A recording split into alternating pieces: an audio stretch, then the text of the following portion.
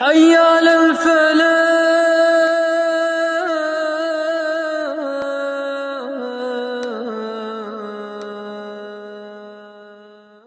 جتنے بے شمار انعامات اللہ کے انسانوں کے اوپر اللہ نے کیے ہیں، ان انعامات میں سے کسی ایک نعمت کا شکر بھی انسان کے بس کی بات نہیں ہے۔ ایک نعمت، اور اللہ رب العزت نے بڑی بڑی نعمتیں پیدا کی ہیں۔ بڑی نعمتوں کو آپ چھوڑ دیں جو آپ کی نظر میں بالکل معمولی، حقیر اور چھوٹی نعمت والا، جو اللہ کی طرف سے آپ کو عطا کی گئی ہے، دی گئی ہے، اس کے اوپر غور کریں، فکر کریں، سوچیں کہ اگر اللہ رب العزت اس چھوٹی سی نعمت کو آپ سے چھین لے، آپ سے واپس لے لے، اور اس نعمت کو جو آپ کے بدن، آپ کے جسم کے اندر موجود ہے، ناکارہ کر دے، جس کی قدر انسان نہیں کرتا، میں، آپ، ہم سب اس کے اندر شامل ہیں، لیکن جب وہ چھن جائے تب اس انسان سے آپ پوچھیں کہ اس کی قدر کتنی ہے، اس کی اہمیت کتنی ہے، اس کی افادیت کیا ہے، پھر وہ انسان بتائے گا جس سے اللہ نے وہ نعمت چھین لی، وہ بتائے گا۔ یا اس انسان کے پاس آپ چلے جائیں جس کو اللہ رب العزت نے اس نعمت سے نہیں نوازا ہے، اسے وہ نعمت ملی ہی نہیں ہے، اسے حاصل نہیں ہے، اس کے پاس جائیں، اس سے پوچھیں کہ بھئی یہ فلاں نعمت جو اللہ نے مجھے دی ہے آپ کو نہیں ملی ہے، اس کی قیمت کیا ہے، اس کی اہمیت کیا ہے، اس کی افادیت کیا ہے، آپ بتائیں۔ تو نعمت والا شاید نہ بتا پائے، وہ شخص ضرور بتائے گا جس کو اللہ نے اس نعمت سے نہیں نوازا، اس کی قدر بتائے گا، اس کی قیمت بتائے گا، اس کی اہمیت بتائے گا، اس کی افادیت آپ کے سامنے بیان کرے گا کہ اللہ نے جو نعمت نہیں دی، اگر یہ مجھے دینی پڑے تو اس کی قیمت میں کیا لگا سکتا ہے۔ اور پھر اتنی بے شمار نعمتیں جو اللہ کے ہم استعمال کرتے ہیں، کبھی ہم نے سوچا ہے کہ ہم ان نعمتوں کا استعمال کرنے کے بعد اللہ کا شکر کتنا بجا لاتے ہیں؟ اور آپ یوں سمجھیں کہ اللہ رب العزت نے بعض انعامات ایسے ہوتے ہیں انسان کے منہ سے نکلتے ہیں، اللہ رب العزت عطا فرما دیتا ہے۔ انسان دل کے اندر سوچتا ہے، ذہن کے اندر اس سوچ کو لاتا ہے، خیال پیدا کرتا ہے، اور پھر اللہ سے کہتا ہے اللہ اگر یہ مل جائے، اور اللہ رب العزت اس انسان کو اس نعمت سے نواز دیتا ہے۔ ہر انسان اگر اپنی زندگی کو دیکھے، ٹٹولے اور محاسبہ کرے تو آپ یقین کریں گے ایسے اوقات آتے ہیں کہ جب انسان کسی نعمت کے بارے میں، کسی چیز کے حصول کے تعلق سے اپنے ذہن کے اندر سوچے، اللہ سے مانگے، اور اللہ رب العزت اس کی اس خواہش کو فوراً پورا کر دیتے ہیں، اسے عطا کر دیتے ہیں، اسے وہ نعمت مل جاتی ہے۔ اب سوچتے ہیں اس کے مقابلے میں ہم کیا کرتے ہیں اس کے شکر کے طور پر۔ قرآن نے اسی چیز کو بیان کیا، وَآتَاكُم مِّن كُلِّ مَا سَأَلْتُمُوهُ وَإِن تَعُدُّوا نِعْمَةَ اللَّهِ لَا تُحْصُوهَا۔ سورہ ابراہیم کو اٹھا کے دیکھیں، آپ کے منہ سے سوال نکلا، اللہ عطا کر دیتا ہے۔ وَآتَاكُم مِّن كُلِّ مَا سَأَلْتُمُوهُ، جو سوال کیا آپ نے، آپ کے ہونٹوں نے حرکت کی، آپ کی زبان سے نکلا، اللہ رب العزت آپ کو عطا کر دیتا ہے۔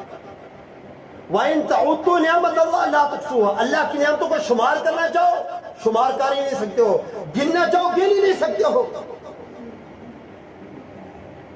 اپنے اعضاء کو دیکھ لو، یہ آنکھیں، یہ کان، یہ ناک، یہ دماغ، یہ ہاتھ، یہ سوچنے سمجھنے کا مادہ، یہ عقل و شعور، یہ فہم و فراست جو اللہ رب العزت نے مجھے، آپ کو، کائنات کے ہر شخص کو عطا کی ہے، اس ایک ایک نعمت کے اوپر آپ غور کریں اور دیکھیں ان لوگوں کو جن کے پاؤں نہیں ہیں، ان لوگوں کے اوپر نظر ڈالیں جن کو اللہ رب العزت نے آنکھیں نہیں دی ہیں، ان لوگوں کے بارے میں سوچیں جن کے ہاتھ کٹ کے ہاتھ نہیں ہیں، ان لوگوں کو دیکھیں، جانچیں، پرکھیں، ان کو فکر کریں اس بات کے اوپر جن کو اللہ رب العزت نے دماغ کی دولت سے نوازا نہیں ہے، دماغ کا توازن کا برقرار نہیں، یا اللہ رب العزت نے نوازا تھا پھر اس کو چھین لیا، پاگل پن اور مجنون۔ ان کو دیکھیں، ان کی زندگی گزارنے کا طریقہ دیکھیں، ان کے بات کرنے کا انداز دیکھیں۔ اگر آپ اس کائنات کے اوپر غور کریں گے، ان چیزوں کے اوپر غور کریں گے تو آپ کی زبان سے بے ساختہ یہ چیز نکلے گی نہیں. اللہ کی ایک ایک نعمت کا شکر ادا نہیں کیا جا سکتا ہے. اللہ کی ایک ایک نعمت کو گنا اور شمار نہیں کیا جا سکتا ہے. قرآن نے جو کہا وَآتَاكُم مِّن كُلِّ مَا سَأَلْتُمُوهُ، زبان سے نکلا اللہ نے عطا کر دیا. دل کے اندر خیال پیدا ہوا اللہ رب العزت نے عطا کر دیا. وَإِن تَعُدُّوا نِعْمَتَ اللَّهِ لَا تُحْصُوهَا، اللہ کی نعمتوں کو نہ شمار کر سکتے ہیں نہ اس کا شکر بجا لا سکتے. انسان کے اندر یہ طاقت ہی موجود نہیں ہے کہ وہ ایسا کر لے. طاقت ہی موجود نہیں ہے ایسا کر لے. اور دوسرے کا قرآن حکیم میں اللہ رب العزت نے سورہ نحل کے اندر اس کو بیان کیا وَإِن تَعُدُّوا نِعْمَتَ اللَّهِ لَا تُحْصُوهَا إِنَّ اللَّهَ لَغَفُورٌ رَحِيمٌ. نعمتوں کو شمار کرنا چاہو نہیں شمار کر سکتے ہو، لیکن اس کے باوجود بھی اللہ غفور رحیم ہے. آپ دیکھیں کائنات کے اندر کتنے لوگ ہیں جو اللہ کے مطیع ہیں، کتنے لوگ ہیں جو رسول اللہ صلی اللہ علیہ وسلم کے فرما بردار ہیں، کتنے لوگ وہ ہیں جو اللہ کے احکام کو جس طرح اللہ اور اس کے رسول نے بتایا اسی طرح اس کی بجاوری کرتے ہیں، اسی طرح منوان کرنے والے ہیں. کتنے لوگ ہیں کائنات کے اندر. آپ غیر مسلموں کو چھوڑ دیں، یہود و نصارہ کو چھوڑ دیں، مجوسیوں کو بدھسٹوں کو چھوڑ دیں، صرف امت مسلمہ کو دیکھیں، صرف کلمہ پڑھنے والوں کو دیکھیں، صرف اشہدو اللہ الہ الا اللہ وحدہ لا شریک لہ واشہد ان محمدا عبدہ ورسولہ، جو یہ اقرار کرتے اللہ ہم تیری الوہیت کی تیری ربوبیت کی گواہی دیتے ہیں، ہم تجھے وحدہ لا شریک مانتے ہیں، تیرے رسول جناب محمد الرسول اللہ صلی اللہ علیہ وسلم کو رسول مانتے ہیں، ان کی رسالت کا اقرار کرتے ہیں. آپ ان کا محاسبہ کریں، ان کے اوپر نظر ڈھرائیں، آپ کو پتہ چلے گا اللہ کی نعمتوں کا شکر بجا لانے والے کتنے ہیں. اللہ کی نعمتیں ان کو بھی ملی جو نافرمان ہیں، اللہ کی نعمتیں انہیں بھی ملتی ہیں جو ضدی اور حق درم قسم کے لوگ ہیں، جو اللہ کو مانتے ہی نہیں، اس کے عبودیت کا اس کے معبود اور الہ ہونے کا انکار کرتے ہیں علن اعلان. لیکن اللہ رب العزت وہ غفور رحیم ذات ہے جو ان لوگوں کو بھی رزق اسی طرح دیتا ہے جس طرح ایک مسلمان اور مومن کو اللہ رب العزت دیتا ہے. وَارْحَمُ الرَّاحِمِينَ، ایسی ذات ہے. ہمیں آج اس بات کے اوپر سوچنا ہے اور یہ سمجھنا ہے کہ اللہ کی جو انعامات ہمارے اوپر ہیں اس کے بدلے میں انسان نے کیا کرنا ہے. یہ سوچنا ہے انسان اس کے بدلے میں کیا کرے کہ اللہ کا حق ادا ہو، کوشش کرے حق ادا کرنے کی. آپ کائنات کو دیکھیں نا، یہ ٹھاٹھے مارتے ہوئے سمندر دیکھیں، ایک ہی نیلی راہ دیکھ کے انسان کا دل پریشان، ٹھاٹھے مارتا ہوا سمندر، یہ بہتے ہوئے دریا طغیانی روانی ان کے اندر موجود، یہ رخ بدلتی ہوئی ہوائیں، یہ گردش کرتے ہوئے سورج چاند اور ستارے، یہ بدلتے ہوئے موسم، یہ برستی ہوئی بارشیں، یہ زمین کے اندر طرح طرح کے اناج و فصلیں اللہ رب العزت پیدا فرماتا ہے، یہ زمین میں پھیلے ہوئے مختلف قسم کے جانور آپ کے فائدے کے لیے بھی ہیں. بہت سارے چیر پھاڑ کرنے والے جانور اللہ رب العزت نے اس زمین کے اندر پیدا فرمائے ہیں. یہ معدنیات سے بھرے ہوئے پہاڑ اور ان کے اوپر نظر دوڑائیں، کتنے فائدہ مند انسان کے لیے. یہ پرندے فضا کے اندر اڑانے بڑھتے ہوئے، چہچاتے ہوئے، یہ لہلاتے ہوئے سرسبز و شاداب کھیت، یہ پھوٹتے ہوئے چشمے، یہ آبشاریں گرتی ہوئی، یہ کس کے لیے ہے؟ یہ تمام نعمتیں کس کے لیے ہیں؟ انسان کے لیے ہیں. انسان کے لیے اللہ رب العزت نے یہ تمام جتنی نعمتیں اور انعامات میں نے آپ کے سامنے گنائے، یہ انسان کے لیے اللہ رب العزت نے پیدا کی ہے، انسان کے لیے پیدا کیا. اور انسان کو اللہ نے کس لیے پیدا کیا ہے؟ انسان کو اللہ نے اپنی عبادت کے لیے پیدا کیا. نعمتیں انسان کے لیے ہیں، کھائے پیے آرام سے زندگی گزارے، کوئی تکلیف کوئی پریشانی نہیں آنی چاہیے. ہر قسم کی نعمتی زمین کے اندر اس کائنات کے اندر اللہ رب العزت نے انسان کے لیے بنا کے رکھی اور عطا ہے. مجھے آپ کو ہم سب کو اللہ کی طرف سے عطا ہے. ہر شخص کو اللہ رب العزت نے دی ہوئی، کم زیادہ یہ الگ بات ہے. ذالک فضل اللہ یؤتی من یشاء واللہ ذو الفضل العظیم. اللہ جسے چاہتا ہے بہت نواز دیتا ہے. اللہ جس سے چاہتا ہے تھوڑا دیتا ہے. یہ آزمائش. مال جس کے پاس زیادہ اللہ کی آزمائش کے اندر، مال جس کے پاس کم وہ بھی اللہ کی آزمائش کے اندر.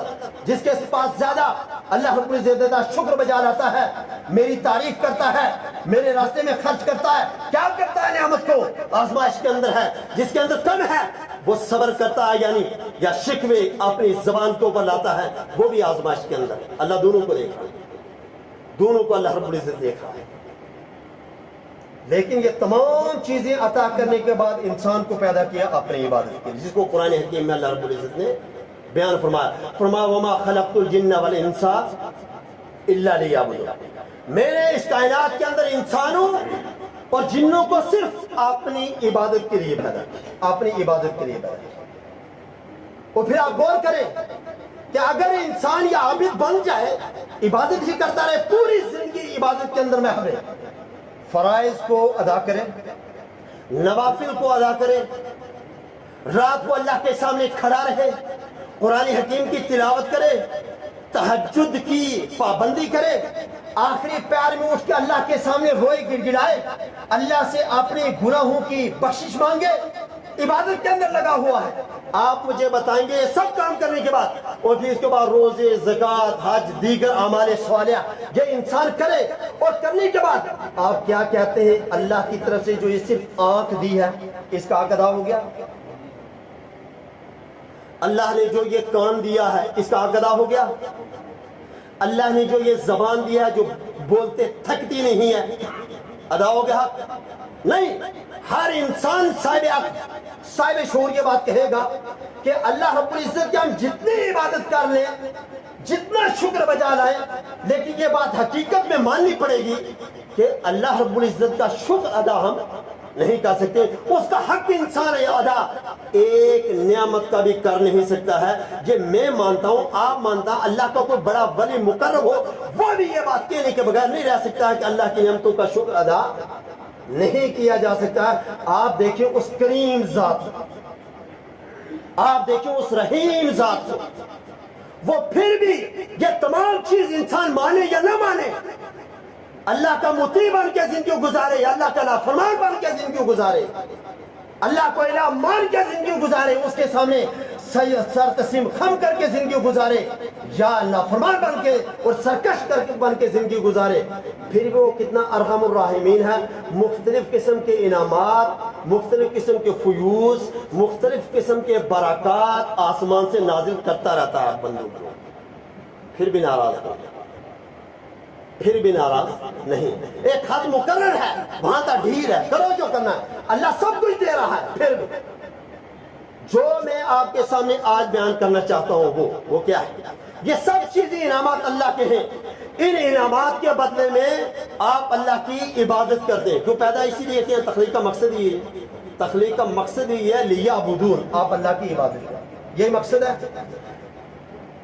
یہ جو مقصد ہے لیعبدون کا، اللہ کی عبادت کا، اللہ کے سامنے جھکنے کا، اللہ کے سامنے قیام کرنے کا، اللہ کے سامنے رکوع سجود کرنے کا، اللہ کے سامنے انفاق فی سبیل اللہ کرنے کا، اللہ کے راستے میں اپنے خون کو بہانے کا، یہ جو تمام چیزیں ہیں یہ عبادات ہیں میرے بھائی. اور ان عبادات کے بڑے فوائد بھی ہیں. یہ جو انسان عبادات کرتا ہے اس کے اللہ رب العزت نے ایسے ہی نہیں کہ آپ نماز پڑھیں، روزے رکھیں، زکوٰۃ دیں، حسن سلوک کریں، پڑوسیوں کے ساتھ اچھا برتاؤ کریں، ماں باپ کی خدمت کریں، جی یہ سب چیزیں آپ کریں، ملنے والا کچھ نہیں، ایسا نہیں. اتنے نعمتوں کا استعمال کرنے کے باوجود بھی آپ اللہ کی عبادت کریں، اللہ رب العزت نے اس کے بھی آپ کے لیے فائدے مقرر کر دیے، اس کے بھی آپ کے لیے فائدے مقرر کر دیے ہوئے کہ بھائی نہیں آپ کو نعمتیں کھائیں پھر عبادت کریں، پھر بھی اس عبادت کے اندر میں آپ کے لیے فائدے مقرر کر کے رکھیں. اور وہ کیا ہے؟ آپ عبادت اللہ کی کریں، اور جو بھی انسان اللہ کی عبادت کرے وہ اللہ کا قریبی مقرب بندہ بن جاتا ہے. اللہ اسے محبت کرتا ہے، اللہ کا قریبی مقرب بندہ بھی بن جاتا ہے اور اللہ اسے محبت بھی کرتا ہے، دونوں چیزیں.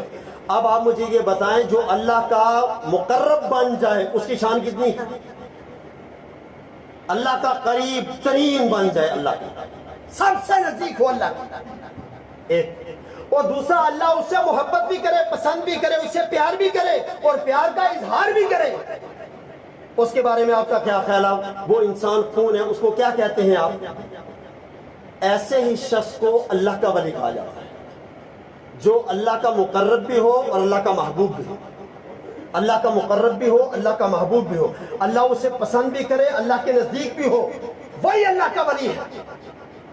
اور جو جس کے اندر یہ صفات پیدا ہو جائیں عبادت کے ذریعے، ایسے نہیں پیدا ہوتی ہیں، گندے کپڑے پہن لینے سے یہ رتبہ نہیں ملنے والا ہے، گالیاں دینے سے یہ مقام نہیں ملنے والا ہے، نمازوں کی پابندی اور فرائض کو چھوڑ کر ایسے چلتے رہنے اور کپڑے اتارنے اور کم پہننے سے یہ مقام اور شرف حاصل ہونے والا نہیں ہے، بلکہ یہ شرف حاصل کس سے ہوگا؟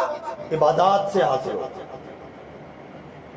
ولی اللہ کی عبادت کرنے سے بنتا ہے، ولی اور اللہ کا مقرب اللہ اور اس کے رسول کے احکام کی پابندی کرنے سے بنتا ہے۔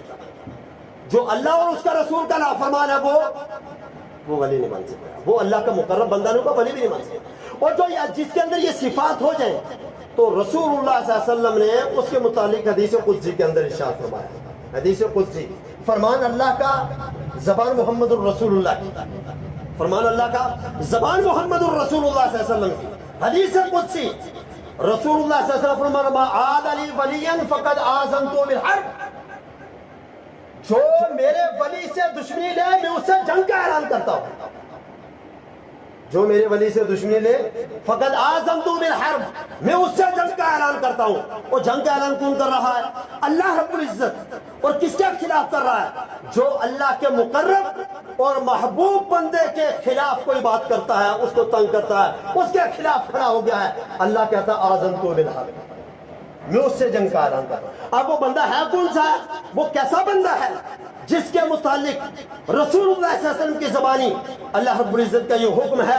تو رسول اللہ نے فرمایا وَمَا تَقَرَّبَ إِلَيَّ عَبْدِي بِشَيْءٍ أَحَبَّ إِلَيَّ مِمَّا افْتَرَضْتُهُ عَلَيْهِ، رسول اللہ نے فرمایا کہ اللہ رب العزت نے فرمایا میرا قریبی بندہ وہ ہے، میرا مقرب بندہ وہ ہے جو فرائض کے ذریعے مجھے خوش کرتا ہے، راضی کرتا ہے، فرائض کی پابندی کرتا ہے، فرائض نماز اس کی پابندی اس کو ادا کرتا ہے، زکوٰۃ فرض ہو گئی پابندی سے ادا کرتا ہے، رمضان کا مہینہ آیا بغیر عذر کے روزوں کو چھوڑنے والا نہیں ہے، اللہ نے استطاعت دی، طاقت دی، 60 اور 70 سال کی عمر کو نہیں دیکھتا ہے، 70 سال کا ہوں گا پھر کرسی کے اوپر بیٹھ کے بیت اللہ کا طواف کروں حج کروں گا، نہیں، جیسے ہی دولت اللہ نے دی، اللہ رب العزت کا وہ فریضہ حج کا ادا کرنے کے لیے اس پاک اور اللہ کے رسول صلی اللہ علیہ وسلم اور اللہ کے محبوب شہر کے اندر پہنچ گیا، جس کے بارے میں اللہ نے فرمایا وَهَذَا الْبَلَدِ الْأَمِينَ، اس امن والے شہر کے اندر گیا، کیوں؟ فرض ادا کرنے کے لیے، فرض ادا کرنے کے لیے، اور دیگر معاملات کے اعتبار سے، تصرفات کے تعلق سے، لین دین کے تعلق سے، حقوق العباد کے تعلق سے، تمام چیزوں میں جو چیزیں اللہ اور اس کے رسول نے امت مسلمہ کے ہر شخص کے اوپر واجب اور فرض کرا دی ہیں ان کو ادا کرتا ہے۔ اللہ رب العزت رسول اللہ صلی اللہ علیہ وسلم کی زبانی فرماتا ہے وہ میرا مقرب بندہ ہو جاتا ہے۔ کون سا بندہ ہو جاتا ہے؟ مقرب بندہ بن جاتا ہے جو فرائض کی پابندی کرتا ہے۔ اور پھر اسی پر بات ہے وَمَا زَالَ عَبْدِي يَتَقَرَّبُ إِلَيَّ بِالنَّوَافِلِ، میرا ایک بندہ نوافل کے ذریعے میری قربت حاصل کرنے کی کوشش کرتا ہے، حَتَّى أَحْبَبْتُهُ، یہاں تک کہ میں اسے پسند کرنے لگ جاتا ہوں، میرا محبوب بندہ بن جاتا ہے۔ فرائض کو ادا کرو گے اللہ کے مقرب بن جاؤ گے، نوافل کو ادا کرو گے اللہ کے محبوب بندے بن جاؤ گے۔ اور ہمارا حال اگر آپ دیکھیں، ہمارا حال یہ ہوتا ہے فرض نماز ادا کر کے مسجد سے نکل جاتے ہیں، اذکار تک نہیں کرتے، معاف کریں گے آپ۔ اگر نوافل اور سنتے گھروں کے اندر جا کے پڑھ دیں تب تو بہت اچھی بات ہے، رسول اللہ صلی اللہ علیہ وسلم کا حکم ہی ہے یا گھروں کو قبرستان یہ بنانا وہاں جا کے ادا کرو، لیکن اگر ہم یہ سمجھیں کہ اہمیت کوئی نہیں ہے، یہ نادانی، اس کو نادانی سمجھا، پھر ہم اس اللہ کے محبوب بندے بننے سے پیچھے ہٹ رہے ہیں۔ رسول اللہ نے تمام عبادات کو بیان فرما دیا، فرمایا جو میرا محبوب بندہ بننا چاہتا ہے تو وہ کیا کرتا ہے؟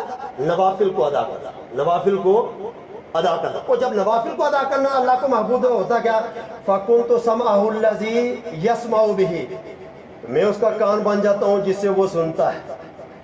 وَبَصَرَهُ الَّذِي يُبْصِرُ بِهِ، اس کی آنکھ بن جاتا ہوں جس سے وہ دیکھتا ہے. وَيَدَهُ الَّتِي يَبْطِشُ بِهَا، میں اس کا ہاتھ بن جاتا ہوں جس کے ذریعے وہ پکڑتا ہے. وَرِجْلَهُ الَّتِي يَمْشِي بِهَا، میں اس کا پاؤں جس کے ذریعے وہ چلتا ہے. وَإِن سَأَلَنِي، اگر وہ مجھ سے سوال کرے، لَأُوتِيَنَّهُ، میں اسے ضرور عطا کر دیتا ہوں. یہ ہے اللہ کے ولی، اللہ کے مقرب بندوں کی جو عبادات کرنے والے ان کے لیے ہے. ان سالانی لَأُوتِيَنَّهُ، سوال کرے گا دے دوں گا.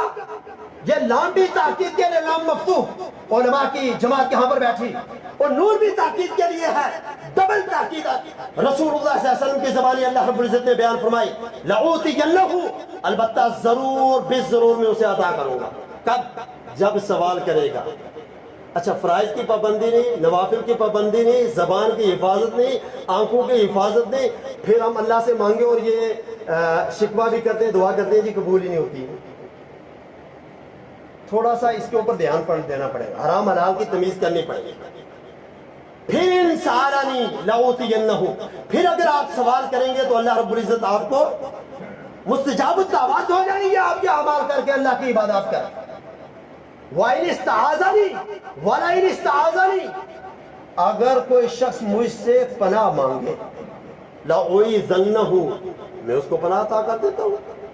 مانگ کے تو دیکھ لیں، مانگ کے دیکھ لیں. جو اللہ کی عبادات کرنے والے ہیں، جو میں کہنا چاہتا تھا، اللہ کی عبادات کے ذریعے اللہ کی نعمتیں جو ہمارے اوپر ہیں ان کا شکر ادا کیا جا سکتا ہے، وہ کرنے کی کوشش کرنی چاہیے. اور شکر کے ساتھ ساتھ ان نعمتوں کا حصول اور ان سے فائدہ اٹھانے کے باوجود بھی وہ لوگ جو اللہ کی عبادت کرتے ہیں، اللہ رب العزت مزید انعامات ان کے اوپر کرتا ہے کہ نوافل اور فرائض کی پابندی کرنے والوں کو اللہ رب العزت ان کے ہر دعا کو قبول کرتا ہے، ہر چیز مانگتے ہیں اللہ عطا کرتا ہے. ایک بات یہاں پر بیان کرتا ہوں، جو کہا نا كُنْتُ سَمْعَهُ الَّذِي يَسْمَعُ بِهِ، میں کان بن جاتا ہوں جس سے وہ سنتا ہے. یہ حقیقی بات ان لوگوں کے عقائد کے اوپر اس کو آپ نہیں محمول کریں گے جو یہ کہتے ہیں حقیقت میں اللہ کان نہیں. ایسا نہیں ہے، غلط عقیدہ باطل ہے. اللہ توفیق دیتا ہے، اس کے کان کو غلط سننے کے لیے تیار نہیں ہوتا. اللہ توفیق دیتا ہے، غلط چیز کی طرف اس کی نظر نہیں اٹھتی ہے. اللہ محفوظ رکھتا ہے، اس کا قدم غلط چیز کی طرف چل کے نہیں جا سکتا ہے. اللہ رب العزت ہر اس کے اعضاء کی، ہر چیز کی حفاظت کرتا ہے. کیوں؟ اللہ کا مقرب بندہ اللہ اسے پسند کرتا ہے، اللہ گناہوں سے محفوظ کرتا ہے. ورنہ کوئی عقیدہ نہ رکھے کہ حقیقت میں اللہ عقیدہ جن لوگوں کا وہ باطل عقیدے کے اوپر اللہ محفوظ کرتا ہے، اللہ توفیق دیتا ہے، اللہ بچا کے رکھتا ہے ان لوگوں کے اعضاء کو برائیوں سے، غلطیوں سے، گناہوں سے، خطاؤں سے اللہ محفوظ کر کے رکھتا ہے. ایک بات کہ اللہ رب العزت کی عبادت کرنے والے اللہ کے مقرب اور محبوب بندے بن جاتے ہیں. دوسری چیز، جو عبادات کرتے ہیں رسول اللہ صلی اللہ علیہ وسلم کی رفاقت جنت کے اندر پائیں گے. یہ دوسری چیز. اچھا، آپ میں سے بتائیں، سب مسلمان مومن موحد یہاں پر بیٹھے ہیں، وہ کون سا شخص ہے جوانوں اور بزرگوں میں سے، میری دینی مائیں اور بہنیں جو یہاں پر سن رہے ہیں، وہ کون سا شخص ہے جو جنت میں رسول اللہ صلی اللہ علیہ وسلم کی رفاقت نہیں چاہتا، ساتھ نہیں چاہتا؟ ایسا کوئی ہے؟ مسلمان ایسا کوئی نہیں ہو سکتا ہے. اور مسلمان کو اللہ ایسا بنائے گا کہ جس کے دل کے اندر یہ جنت میں جو رسول اللہ صلی اللہ علیہ وسلم کی رفاقت نصیب نہ ہو، اللہ ایسے مسلمان کو بنائے گا.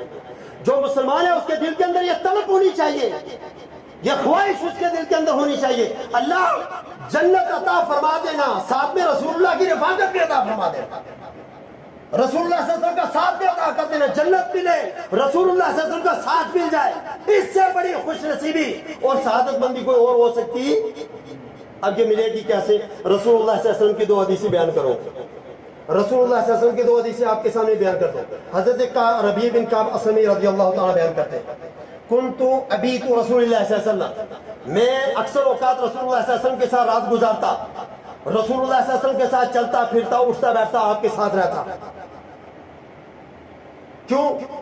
آتی ہے بے وضوئی ہی و حاجتی ہی، رسول اللہ صلی اللہ علیہ وسلم جب بھی قضاء حاجت کے لیے جاتے، میں آپ کا وضو کا لوٹا لے کے آپ کے ساتھ پانی لے کے ساتھ بھی چلتا. آپ کی کوئی بھی ضرورت کی چیز ہوتی میں رسول اللہ صلی اللہ علیہ وسلم کے سامنے حاضر کر دیتا. فقال سل. ایک مرتبہ اللہ کے رسول صلی اللہ علیہ وسلم نے فرمایا ربیہ ہمیشہ میری خدمت کے اندر حاضر رہتے ہو، ہمیشہ میرے ساتھ چلتے ہو، جو چیز مجھے ضرورت ہوتی ہے فوراً لے کے حاضر ہو جاتے ہو. سل. ربیہ سوال کیجئے، جو مانگنا چاہتے ہو مانگ لیجئے، میں اللہ کا رسول محمد رسول اللہ صلی اللہ علیہ وسلم آپ کو دینے کے لیے تیار ہوں، مانگیے مجھ سے. میں اور آپ ہم جیسے لوگ ہوتے شاید کہتے اللہ کے رسول مال عطا کر دیجئے تاکہ غربت دور ہو جائے، آرام سے زندگی گزارے. اللہ ماشاءاللہ مجھ جیسا کوئی گنہگار ہوتا شاید ایسا ہی. صحابی رسول تربیت رسول اللہ صلی اللہ علیہ وسلم کی تھی، تربیت رسول اللہ صلی اللہ علیہ وسلم کی تھی. تو صحابی کے سامنے جب اللہ کے رسول نے فرمایا سل، مانگو، کیا مانگنا چاہتے ہو میں آپ کو عطا کر دیتا ہوں، تو پتہ کیا مانگا؟ فقلت اسألک مرافقتک فی الجنہ. اے اللہ کے رسول صلی اللہ علیہ وسلم میں ایک ہی سوال کرتا ہوں، جنت میں آپ کا ساتھ مل جائے، جنت میں آپ کی رفاقت مل جائے. اسألک مرافقتک فی الجنہ، جنت میں آپ کی رفاقت چاہتا ہوں، جنت میں آپ کا ساتھ چاہتا ہوں، جنت میں بھی یہی ساتھ آپ کا مل جائے اللہ کے نبی صلی اللہ علیہ وسلم، میری زندگی سفل ہو گئی. تو رسول اللہ صلی اللہ علیہ وسلم کو فرمایا فقال او غیر ذلک، اس کے علاوہ کوئی سوال کرو، اس کے علاوہ کوئی سوال کرو. یہ بڑا مشکل ہے، یہ اتنا آسان نہیں ہے. اب غیر ذالک، اس کے علاوہ کوئی سوال کیجئے ربیہ. لیکن صحابی رسول نے فرمایا ہوا ذاک، اللہ کے نبی صلی اللہ علیہ وسلم نہیں، یہی سوال، یہی سوال یہی ہے، جنت میں رفاقت چاہتے ہیں. اب رسول اللہ صلی اللہ علیہ وسلم اصول بتلایا، اب رسول اللہ صلی اللہ علیہ وسلم بتایا کہ جنت میں میری رفاقت چاہتے ہو، اس کے لیے کرنا کیا وہ بتایا. تو رسول اللہ صلی اللہ علیہ وسلم نے فرمایا فقال اے ربیہ اگر تم یہ چاہتے ہو کہ میرے ساتھ جنت میں ہو جاؤ، فَعِنِّي عَلَى نَفْسِكَ بِكَثْرَةِ السُّجُودِ، میری مدد کرو اپنے نفس کے اوپر کثرت سے سجدے کر کے، کثرت سے سجدے کر کے میری مدد کرو اس چیز کے اوپر کہ جنت میں میری رفاقت آپ کو مل جائے. تو کثرت سے سجدہ کرے، کیسے کثرت سے سجدے ہوں گے؟ صرف 4 رکعت زور پڑھ لینے سے، صرف 4 رکعت عصر کی نماز ادا کر لینے سے، صرف مغرب کے 3 فرض، عشاء کے 4 فرض اور فجر کے 2 فرض پڑھ کے آپ کیا سمجھے اعنی علی نفسک بکثرت السجود جو رسول اللہ صلی اللہ علیہ وسلم فرمایا کافی ہو جائے گا؟ نہیں، اس کے لیے نماز کے آگے پیچھے کے جو نوافل رسول اللہ نے بتائے وہ پڑھنے پڑیں گے. اس کے لیے تہجد کا پابند کرنا پڑے گا آپ کو، رات کے آخری پہر کے اندر اٹھے، وضو کرے، اللہ کے سامنے کھڑے ہو جائے، اس کے لیے پابندی کرنی پڑے گی آپ کو تہجد کی. اس کے لیے نماز چاشت کو ادا کرنا پڑے گا، پھر جا کے اعنی علی نفسک بکثرت السجود. اور دوسری حدیث کے اندر حضرت معدان بن طلحہ نے بیان فرمایا کہ میں ملا حضرت ثوبان رسول اللہ صلی اللہ علیہ وسلم کے آزاد کردہ غلام سے، تو میں نے کہا اخبرنی بعمل اعملہ، اے ثوبان مجھے کوئی ایسا عمل بتا دیجئے میں وہ کروں اور سیدھا جنت کے اندر چلا جاؤں. تو حضرت ثوبان خاموش رہے. ثم سألتہ، میں نے دوبارہ سوال کیا، خاموش رہے. فسکت، خاموش رہے. ثم سألتہ ثالثا، میں نے جب تیسری مرتبہ سوال کیا تو پھر حضرت ثوبان نے جواب دیا سألت عن ذلک رسول اللہ صلی اللہ علیہ وسلم، میں نے بھی یہ سوال کیا تھا رسول اللہ صلی اللہ علیہ وسلم سے، میں نے بھی یہ سوال کیا تھا رسول اللہ صلی اللہ علیہ وسلم سے. تو کیا جو فقال علیک بکثرت السجود، ثوبان آپ کے اوپر لازم ہے بکثرت السجود. یہ علیہ کا جو لفظ استعمال ہوا یہ لازم اور واجب کے لیے، علیہ کا بھی کثرت السجود، آپ کے اوپر لازم ہے کہ کثرت سے سجدہ کیا کرے، کثرت سے سجدہ، کثرت سے سجدہ کرو. کثرت سے سجدہ کرو گے تو جنت کے اندر داخل ہو جائے، جنت کے اندر داخل ہو. کیوں؟ فَإِنَّكَ لَا تَسْجُدُ لِلَّهِ سَجْدَةً، اس لیے کہ کوئی بھی شخص نہیں اللہ کے سامنے سجدہ کرتا الا رفعک اللہ بہا درجات، اللہ اس سجدے کے بنا پر اس کے درجات کو بلند کر دیتا. وَحُطَّ عَنْكَ بِهَا خَطِيئَةً، اور سجدے کے ذریعے اس کے گناہوں کو معاف کر دیتا ہے. صحیح مسلم کی روایت. آپ بتائیں سجدے ہم نہ کریں کیسے رسول اللہ کی رفاقت ملے گی؟ آپ بتائیں اللہ کی عبادت نہ کریں کیسے جنت مل جائے گی؟ اسی چیز کو رسول اللہ صلی اللہ علیہ وسلم نے چوتھی چیز رسول اللہ صلی اللہ علیہ وسلم نے اسی چیز کو تو بیان فرمایا تھا قیامت کا دن ہوگا، عبادات کرنے والے، اللہ کے سامنے سجدہ کرنے والے، طہارت حاصل کرنے والے، اس کی تیاری کرنے والے قیامت کے دن چمکتے ہوئے ہوں گے، دور سے پتہ چل جائے گا یہ مومن، یہ مسلمان، یہ رسول اللہ صلی اللہ علیہ وسلم کے امتی ہیں۔ اٹھا کے دیکھیں صحیح بخاری اور صحیح مسلم کو، رسول اللہ صلی اللہ علیہ وسلم نے فرمایا قیامت کا دن ہوگا، میں اپنی امت کو ان کے اعضائے وضو کے چمکنے کی وجہ سے پہچان لوں گا۔ اور اعضائے وضو کس کے چمکتے ہوں گے؟ بتایا کس کے چمکتے ہوں گے؟ جو عبادت کرنے والا، جو نماز پڑھنے والا، اسی کے چمکتے ہوں گے۔ جو نوافل کو ادا کرنے اس کے چمکتے ہوں گے۔ فرمایا قیامت کا دن ہوگا، جنت کے اندر لوگ داخل ہوں گے، ان کے اعضائے وضو جتنے، ان کے وضو کا پانی ان کے اعضاء کے ساتھ جہاں تک پہنچا ہے، اللہ وہاں تک زیور پھیلا کے جنت کے اندر داخل کر دے گا۔ اور جنت کے اندر انسان زیور چاہتا سونا اور چاندی سے لدا ہوا جائے تو اس کے لیے آپ کے لیے ضروری ہے کہ وضو کریں، اور وضو اچھے طریقے سے کریں۔ اسی چیز کو رسول اللہ صلی اللہ علیہ وسلم نے فرمایا تھا 3 چیزیں آپ کرو، اللہ رب العزت آپ کے درجات کو بلند کرے گا، آپ کے گناہوں کو معاف کر دے گا۔ اور ان 3 چیزوں میں سے ایک اسباغ الوضو علی المکارہ، سخت ناپسندیدگی کی حالت میں وضو کرنا، سخت سردی ہو، برف پڑی ہوئی ہو، اور ٹھنڈی کڑکتی ٹھنڈی کے اندر انسان فجر کی نماز کے لیے اٹھے، وضو کرے اور وضو کر کے اللہ کے سامنے قیام کرے، اسے کہتے ہیں اسباغ الوضو علی المکارہ۔ آپ پسند اس کو نہیں کرتے، لیکن اللہ کا ڈر، اس کا خوف، جنت کی خواہش، جنت کی چاہت آپ کو اٹھاتی ہے اور اللہ کے سامنے کھڑا کرتی ہے۔ رسول اللہ نے فرمایا آپ کے گناہوں کو اللہ معاف کرتا، آپ کے درجات کو بلند کرتا۔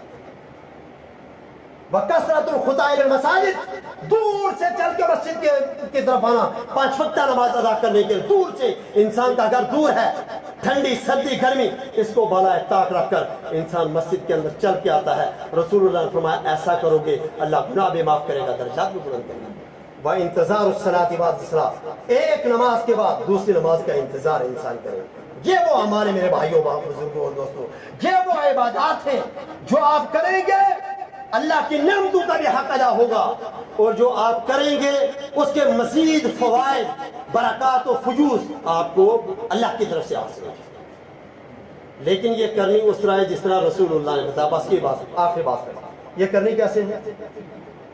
جس طرح رسول اللہ نے بتایا۔ تب صلو کما رأیتمونی اصلی، نماز اس طرح پڑھنی ہے جس طرح رسول اللہ نے نماز پڑھی۔ مطلب کیا ہے؟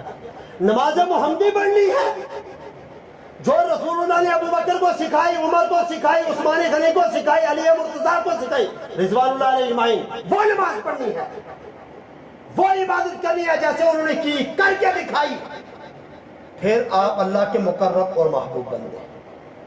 اسی چیز کو رسول اللہ کو خذوا عنی مناسککم، حج کے ارکان اور اس کے مناسک مجھ سے سیکھ لو۔ اور یہ نہیں فرمایا رسول اللہ نے نہیں میرے صحابہ موجود ہیں ان سے نہیں، مجھ سے سیکھ لو۔ کیوں؟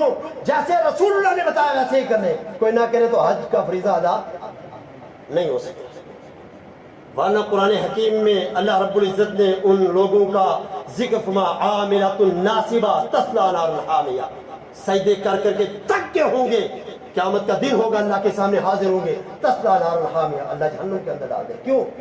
عبادت اللہ اور اس کے رسول کے طریقے کے مطابق نہیں کیا۔ اللہ کے رسول عمل کرنے کی توفیق عطا فرمائے، صراط مستقیم پر چلنے کی توفیق عطا فرمائے۔